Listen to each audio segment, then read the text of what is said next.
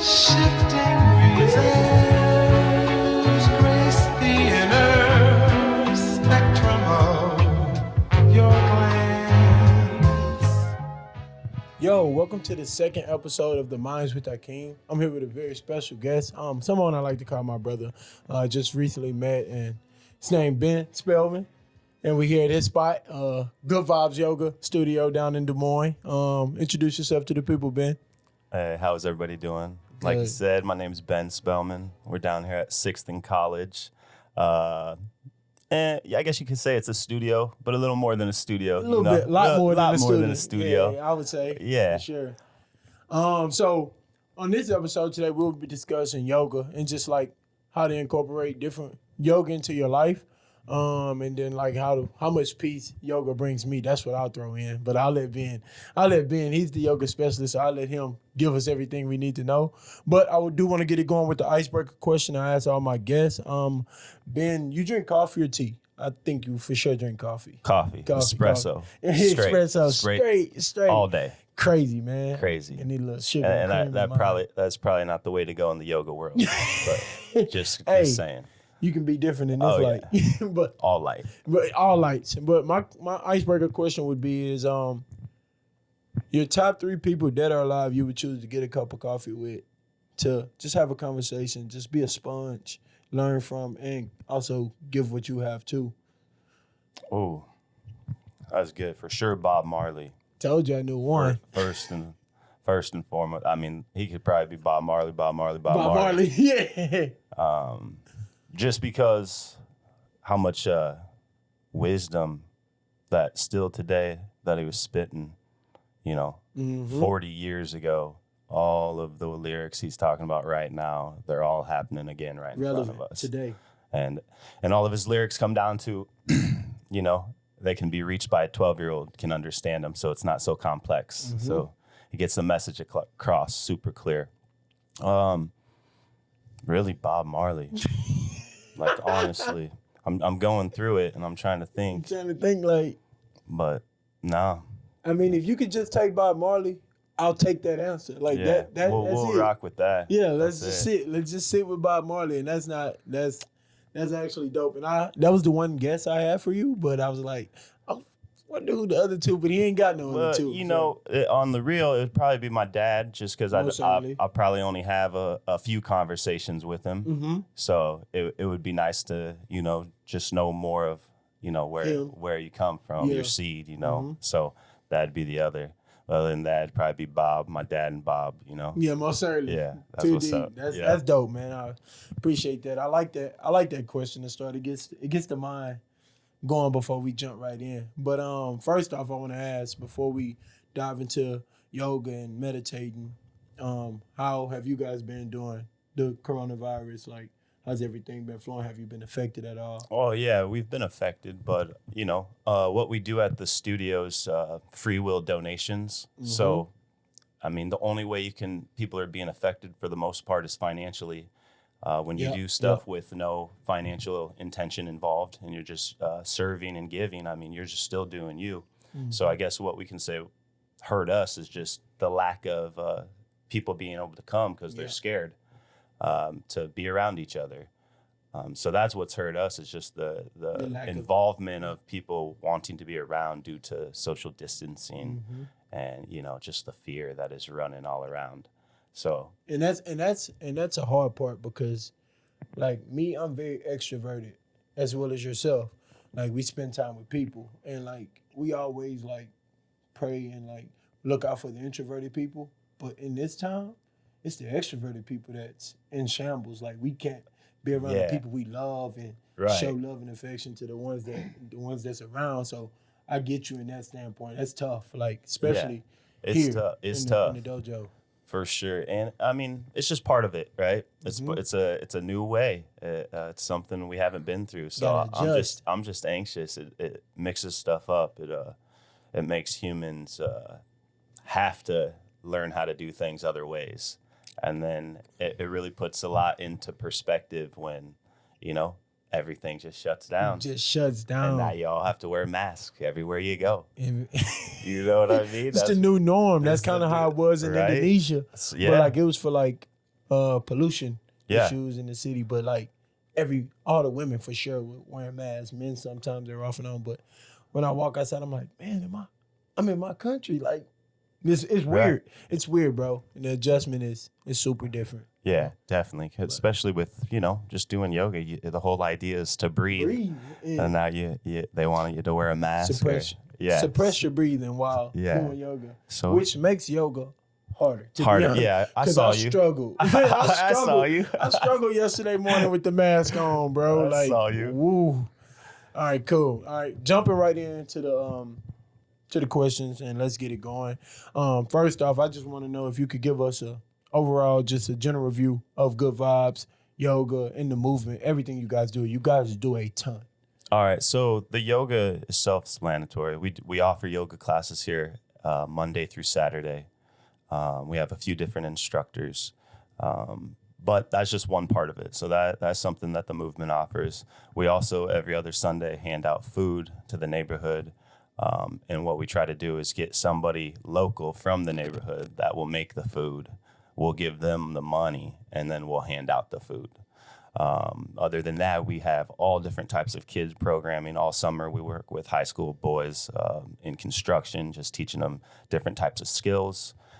We have a garden right down here on 16th and Forest where we work with kids from, weeding to seeding to watering to harvesting. The whole nine. All of it. And then we have an orchard down here on Forest that we have 22 apple trees, a pear tree. We have bees down there. We have a little native prairie. And then we have about 40 garden beds where we let people from the neighborhood grow their own food there. Mm-hmm. And everything we do, we give away. And then we have another garden right out on Morningstar Drive with about 90 tomato plants, 50 pepper plants, 25 eggplants. And we've just been harvesting and bringing it in and giving it away. And then we also, we do so much stuff and we don't put it down as what we do because we're always in it. And I think for me, it's always been in my life of just kind of helping and not saying it or, putting it out there. But daily we're counseling. Yeah. It just hit me 2 days ago in class when I was just talking about it. And it's like daily, there's people who come daily within my life that come in and just we talk, and that's probably the biggest thing that we do here. We're just open for communication and getting to know people and like letting them know that we're here for them and you all guys are resources. just human. Yeah. So it's bigger than yoga. I know we're here to talk about yoga. For sure. No. But yoga is what just really got me into, into it. And no disrespect to yoga or yourself, but everything you guys do is one of the reasons I was like, I have to sit down with Ben. We can talk about yoga because I believe in, I'm a strong believer in yoga, but I wanted you to kind of give that overall spiel that you did. That's why I asked you that first, because that's important. Like, just how stretched you guys are and the way you guys make it work is just like, it's beautiful to me. Like, coming from where I'm from, I didn't see stuff like this. And I probably didn't stay long enough to get the opportunity to see stuff like this, but that's one of the biggest reasons I wanted to sit down with you today as well. So first things first, how did you, the yoga instructor, get into yoga? Okay, so let's see. First time I even heard of yoga, I was at UNI playing football. I just did it off of a whim. Was it mandatory? No, it was like, you had to have elective. Okay, yeah. I went to UNI to play football.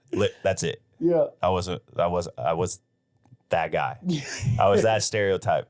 I was that dude. I was there to play football, so I'm gonna take every sport elective they'll let me do. I need that A. All right, I got that A. Yes, sir. And that degree. All right, let's just keep it 100. All right, so that's the first time I even heard about yoga. Mm-hmm. The second time I heard about yoga, it was in a little different circumstances. I had actually just got arrested and charged for growing marijuana. So I ended up in prison, and my lawyer brought me 100 yoga poses, little stick figures, like just a little white sheet of paper. And she's like, here, you should try to do this. And she brought me a book. And so I started just looking at these pictures on this piece of paper and just messing with it. Nothing really stuck, you know, like it didn't stick. It was just messing around. But then the craziest thing is I got a phone call. Well, I didn't get a phone call. Obviously, you don't get phone calls at work. You made a phone call. I made a phone call. And for some reason, some weird reason, I had one of my buddy's numbers that I memorized from a long time ago. And I put it in there because you have to wait like 20 days till you can make a phone call, you know, so you just to get approved. Yep.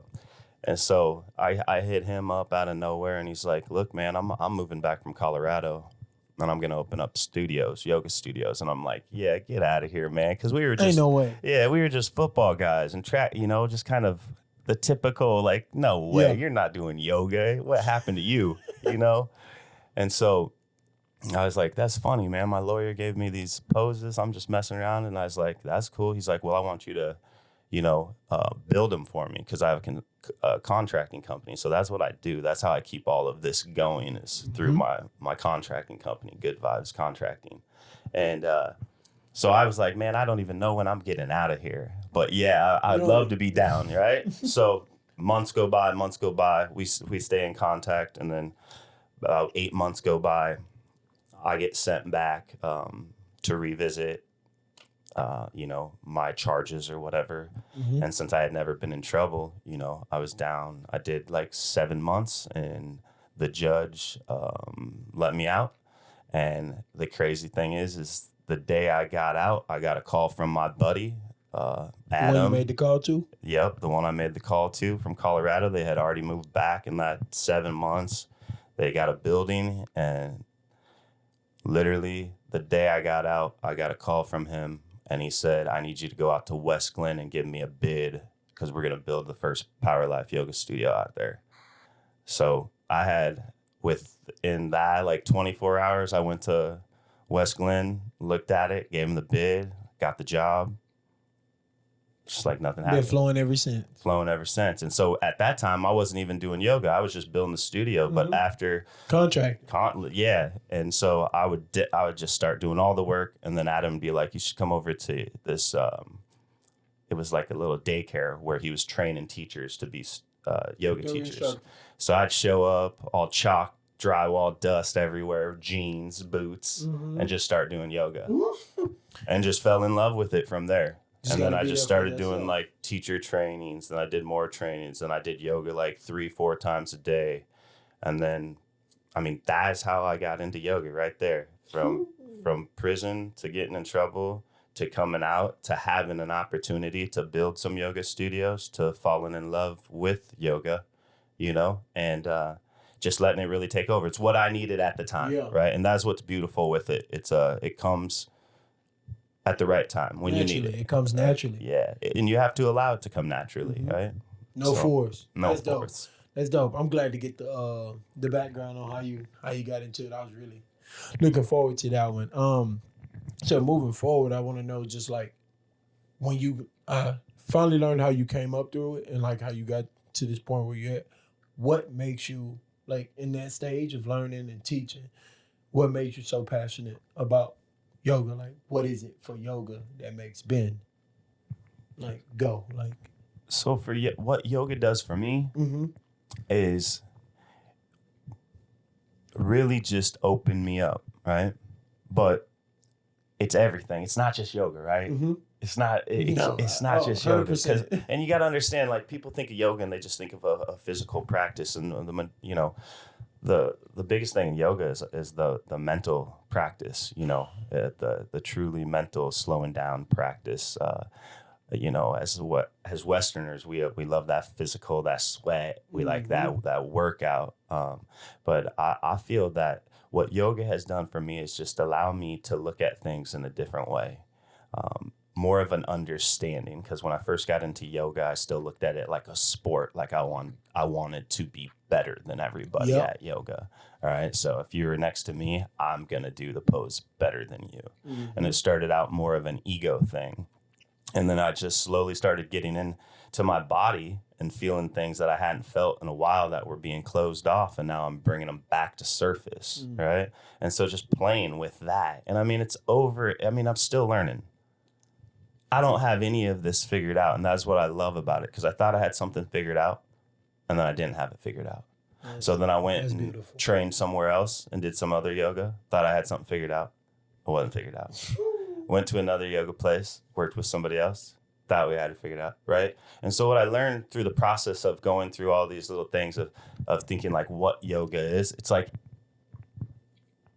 it's an ongoing journey. It's never over. Once you think it's over and you have it all figured out, usually what happens is you are done. It's too hard to keep wanting to grow and changing. As humans, I think we like to get stuck in things and stay there because it's easy, right? Because eventually, like if you don't keep your balance and your energy up, you can't keep up with what comes as your growth happens, right? Yeah. It's you just kind of sit stagnant. And so right now in my little journey through yoga, I mean, I've trained with several different people, and all of those people, their stuff, they thought that was it.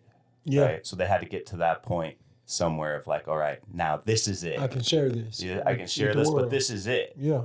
Or, it's just this style, right? That's it. And so they had to get to that point. So what I'm getting at is like, in order to get to that point, we got to go through all those little things they went through too. All right. So I can't just say, hey, I'm this type of yoga, and this is all I do.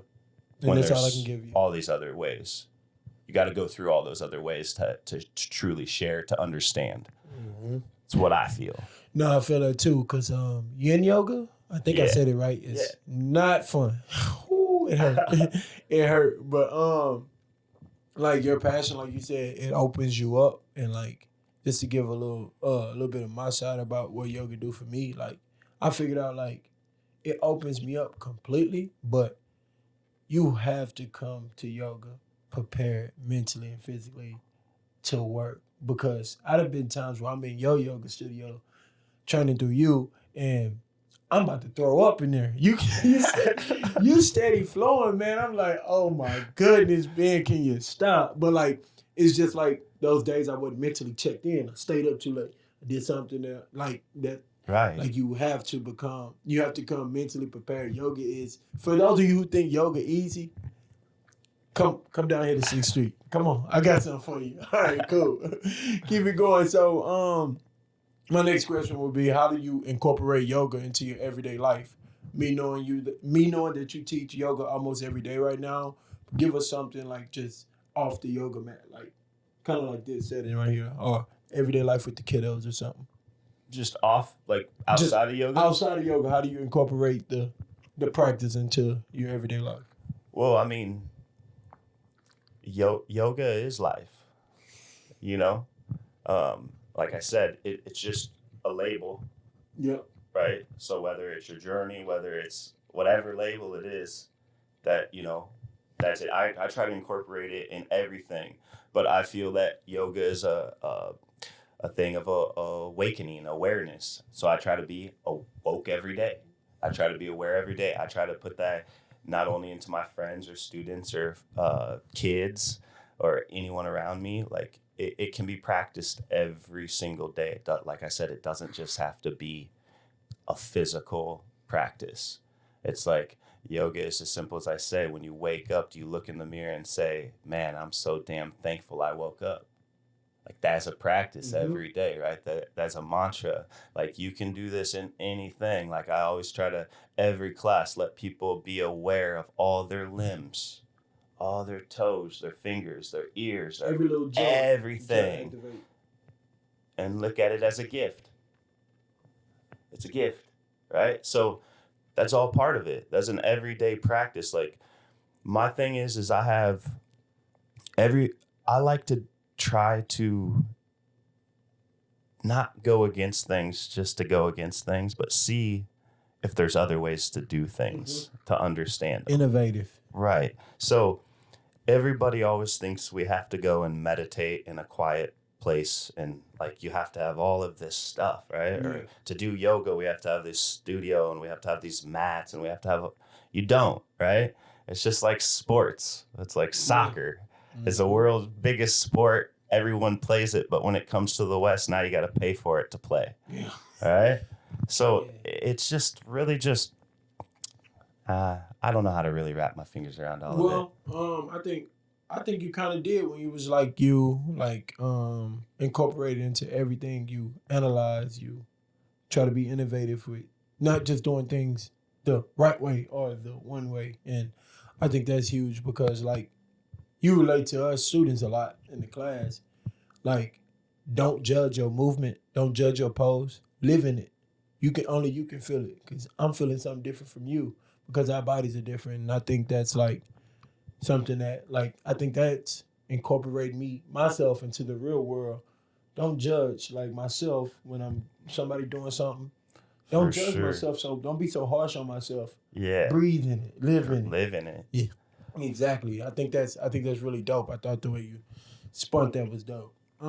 So I know, well, I think I know. At the end of most of the classes, we kind of like lie flat and I meditate in those moments. I don't know if you intend it to be meditation, but I personally try to meditate. So my question for you would be, do you have any meditation practice you use?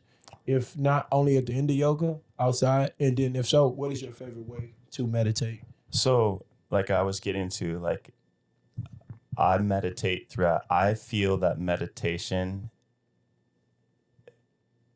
is awareness. So I feel every day that I'm walking around aware, I'm meditating.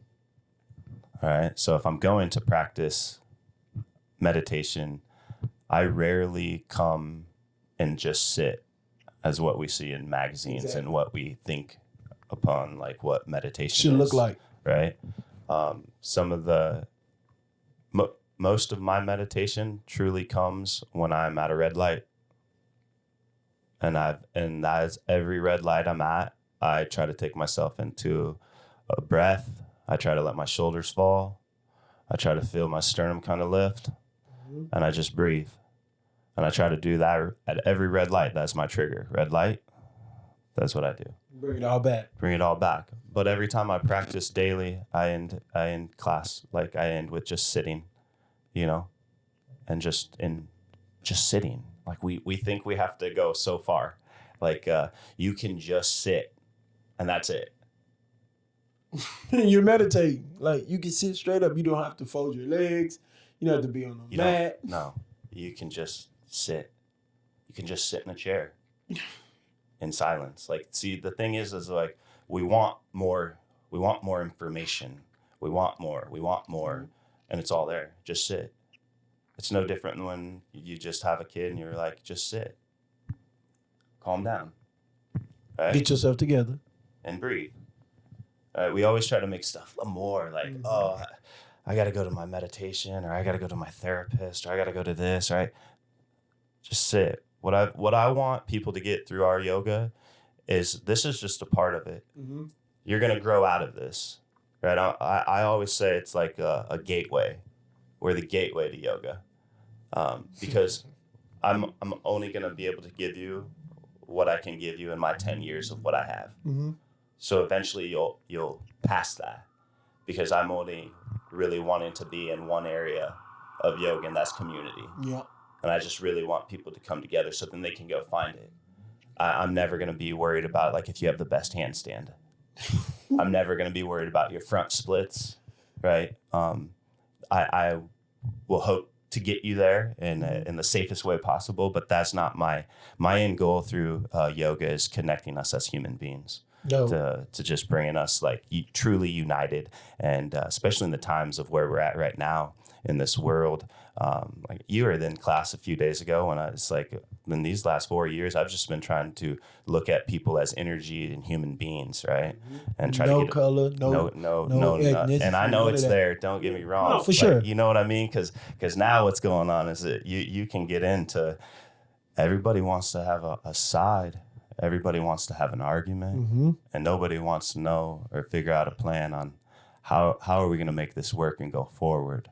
No common ground. No common ground. And so this good vibes movement is one of the beautiful things that I've been blessed with, and I rarely ever say anything about myself, but I've been blessed with having a white mother and a black father, and I've been blessed in being brought up by all black people and all white people to understand that there is a common ground, to understand that there is understanding, to understand that we all are human and we all do go through the same struggle, you know, whether it's classes.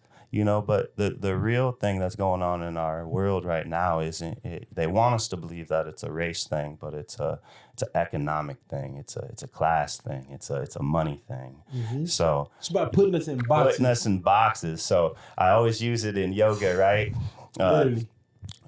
If you want to connect your bicep and your tricep, that takes a minute, right? It takes a minute. It's hard for you to get your hamstring to connect with your groin. It's hard for all of this to get right. Takes practice. But in yoga, everything when you're in a pose is supposed to be active. Like you're supposed to feel everything. Relaxing right? nowhere. Right. So check this out. Take your whole body, right, and look at this as Des Moines. All right. So the east side's over here. All right. I've been trying to get them together with the north side. Up here. You know, up here. Right. And we got the west side. I'm trying to get them together. Got the south side. I've been trying to get me together. All in one. And you know that's hard, right? It's hard just getting you all together, right? So how hard do you think it's going to be when we're trying to get all these people together? Right? So yoga, first and foremost, we have to get ourselves put together if we really want a solution of putting all of this other together. Because where we're coming from is we're not understanding. We just want to argue because we don't understand and we don't have time to have a conversation because there's layers to all of this. And you have to know your history if you even want to have a conversation with it. So do your research. Talking blindly, it blows me, but do your research. That's all I'm going to say. I'm not going to discredit people who talk blindly. Just do your research, brother. Love. Brothers and sisters. Yeah. With all due respect. Yes. Cool. Appreciate that, man. And the meditating at the red light is something I would have never, ever thought of. Like, because, like, I always start, like, getting into meditation. I always thought I had to lay flat on the ground or sit upright. And me too. Just lock in. Like, that's what I was taught. So, like, me too. Yeah, exactly. But the red light, that's dope. I'll be trying to figure out different ways to meditate. I'll get back to you on that one. But being an instructor with more always come with more responsibility is what I should say. With that being said, could you give us a little insight? And you kind of already did, but the connections you create with your staff and your students throughout the yoga classes, like what they look like for you and how important is that? Yeah. So as an instructor, right? First of all, I don't like labels at all, right? Yep. So I like people just to think it's another human being in the room and we're just going to do the same thing together. And I just so happen to lead that. Yeah. That's it. But I don't want to be a leader. I'm just leading that. You get that? We have these labels that turn us into something that we might not be, right? Some people look for labels. Label me this. It's because we all want to know. And once we have the label, then we stop thinking. We don't really want to think. At the end of the day. Thinking is a lot. It's energy, right? And then we want... time consuming. Right. So for the last couple of years, I've been on this thing of I just want to be a human being doing you, because when you get put in certain situations or certain roles, then people automatically look at you for a certain thing. It's no different than like when an athlete becomes a good athlete and then he does something, then he's not a good athlete because of his actions or something, right? So I'm a human being, right? So I just try to keep myself on that level of every human being, all right? So I carry myself in my class no different than I carry myself outside of my class. I treat my students with love, respect, and as if they're my brother or sister. Whether they own the mat or not. Exactly. And that is the movement, man. The movement is like really seeing every human being and treating them all the same. And people can say that they do that, but we don't. Are you really doing that? Exactly. question. Are you really showing the same amount of love to everybody? Or are you just showing it to the people that you already gravitate to You already off got of love nature? for. Or they can do something for you. That's a lot of things. Yeah. We show love to the people who can do stuff for us. Yeah. And so Help somebody who got no value that can add value to you. Help somebody like that. exactly. Are you doing that? Are you doing that? You know? And so That's a tough question. right. So as an instructor, label, whatever you want to call it, Yeah. leader, I just try to keep it 100, you know, truly, and relay my life through it so they know me. Like I don't, because what happens anyways is people create their own story about you. So just ask me. And then you'll know who I am. Ask and I'll tell. Right. But most of the people who come to yoga get to know me because I'm an open book. I feel like I grew up with you. You spilled your whole life story to it. You keep it real. Yeah. And that just comes from how I was raised. We were raised with everybody. Exactly. People were living with us our whole life. I've seen all walks of life. That's the beautiful thing. Same. So that's the movement, all walks of life. Mm-hmm. You know? And then bringing them together and having conversations and see if they can sit down during real conversations together. See, I think it's like one question me and my girl always talk about. One thing me and my girl always converse about is, can you sit in the room and have a conversation with somebody who completely disagree with everything you say? Yes, I do it daily. And can you still remain you? Yes, and calm. Yeah. But that took years. Exactly. That took years. That's practice. That took years. That took raising babies. You know, all that. They tell you all that, man. You know that. I mean, that took. We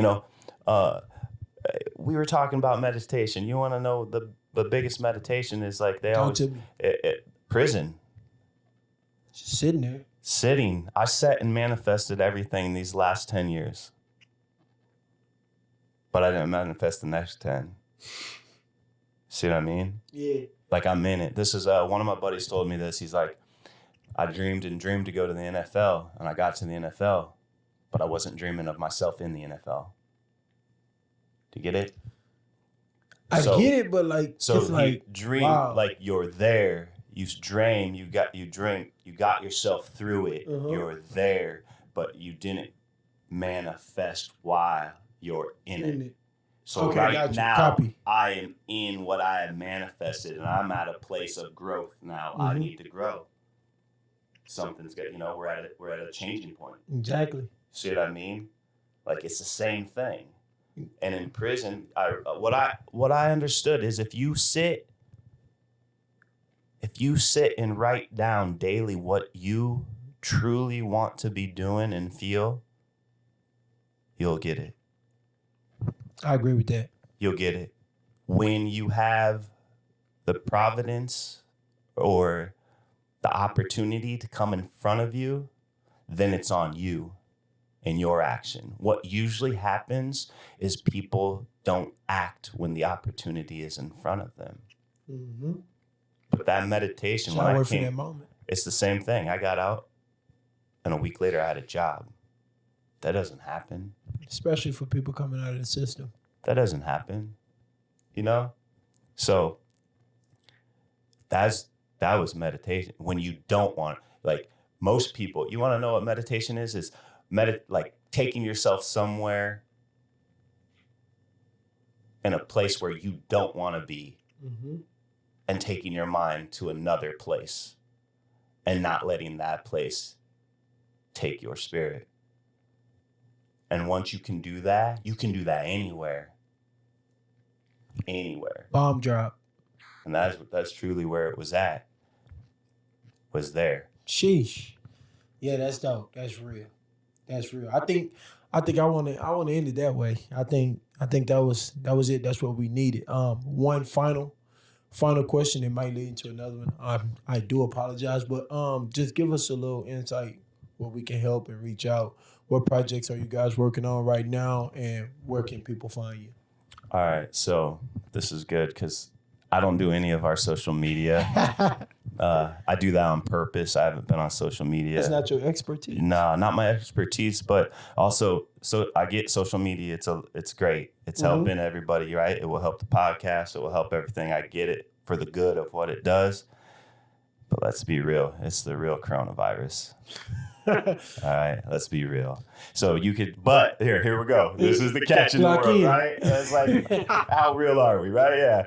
Good Vibes Movement. You can check us there at Good Vibes Movement, DSM, right? Like, I got to read it off there. You know what I mean? And then you can just really, what you can do is just come check us out, because we're always doing stuff daily. We will usually put on festivals every year, but with the coronavirus, we're kind of skeptical of doing that. So we're just going to kind of hang and, just stay tuned. We got classes going on. We're always working with the youth. We're always in the community, giving food away, working in the gardens, working in the orchards, working with the kids. So just come down to 6th and College. Check us out. How you can support us. Like I said, everything we do is whatever donations we get from hosting a yoga class. All right. So get that, right? So if you're at a studio and you pay $100 a month, right, you're receiving yoga, right? That's what you're paying for. Well, when you give $100 to Good Vibes a month, you're not only going to receive yoga, you can come check out our Zumba. You can come check out our breakdancing. You can come check out our gardens. You can come work in our live band, spoken word, poetry night. All of this stuff goes. Your $100 isn't just going for you to get what you need. It's also going to give to the community too. Yes, sir. And that's what's beautiful, right? So that's how you can truly help. You can donate, right? You can just check out the website, check out the app. We got an app now. That's crazy. Oh yeah, new app. We got an app. New check app. that out, right? Got dates and everything. All that stuff. We got a schedule. It's not written down on a piece of paper no more. App is we're dope. coming up. The app is dope. I'm gonna put it in the podcast notes. Yeah. The app. And if you can't donate money, donate energy. If you can't donate energy, tell somebody about the spot. And what I want is, if you come to the spot and you enjoy it, let people know. And if you come to the spot and don't enjoy it, let people know. Because I just want things to be transparent. I like chaos. So chaos is where I learn. So what I'm learning in these next few years is just keeping it as real as I can with myself and with everyone around me. Dope. But that wraps it up. It's Episode love, brother. 2 with Ben. I appreciate you, big dog. Glad we can get this in, man. For Pleasure. sure. Thanks for coming visit with us, guys. All the podcast notes will be in the notes section, I'm sure. But y'all be breezy.